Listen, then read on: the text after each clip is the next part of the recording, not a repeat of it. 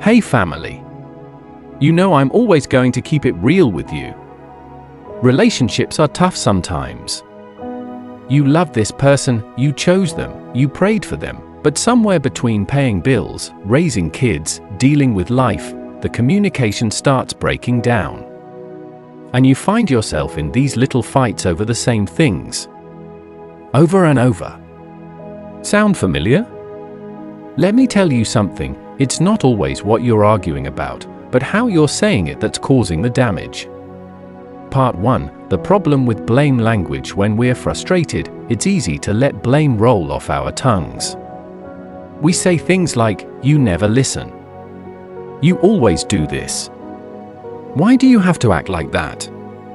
And what happens next? Boom. Defense mode. Walls up. Nobody's listening anymore, because now it's a battle. Blame language feels like an attack. It pushes your partner away when what you really want is to be understood. Let me drop this truth on you, blame doesn't build. It breaks. But there's a better way to speak.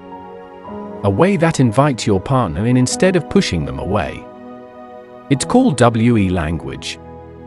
Part 2. What is WE language? WE language is when you talk about the problem as something both of you are facing together.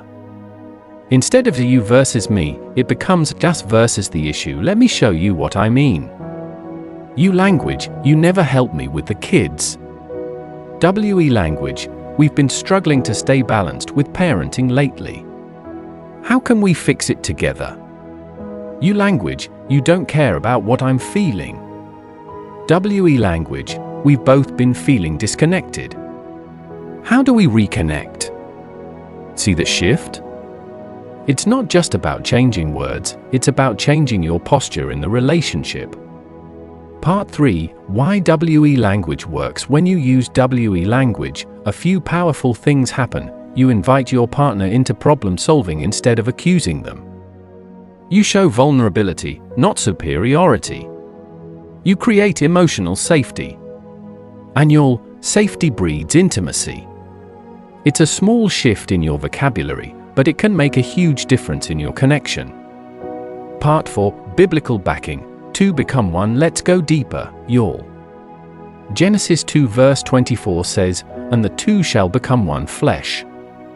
That's not just physical, it's spiritual, emotional, relational. So when you're speaking in you vs me language, you're actually breaking that unity. But when you speak in WE, you're honoring the covenant. Marriage is not a competition, it's a covenant, not me versus you. It's us versus the problem. Part 5, real-life examples from clients and communities. Let me share some examples from real couples I've worked with. Example 1, Tasha and Jerome were arguing over finances every week. Every sentence started with "you don't" or "you always." It wasn't until they shifted to "we need a better system for budgeting" that things started to change. They stopped blaming and started building. Example 2, a couple came to me on the brink of divorce over parenting differences. I told them to spend 7 days replacing every "you" statement with "we." On day 5, they said, "We haven't fought once." That's the power of this tool. Part 6, how to practice WE language daily. Alright, let's get practical. Here's how to start using WE language right now. Pause before reacting. Ask yourself, is this a you moment or a we opportunity? Reframe your statements. Instead of "you're always late," say "we've been struggling with our schedule, how do we fix it?" Use empathy. Step into their shoes before you speak. Pray together. Ask God to give you a unified tongue, not a divided one. Check your tone. Even a "we" statement can come off harsh if said with sarcasm or frustration. Part 7, final challenge and encouragement. If you want a better marriage, it starts with better language. You can't control everything in your relationship, but you can control your words. And your words? They have the power to heal or to harm. This week, try 3 things. Replace blame with WE. Catch yourself in the moment. Talk to your partner, not at them.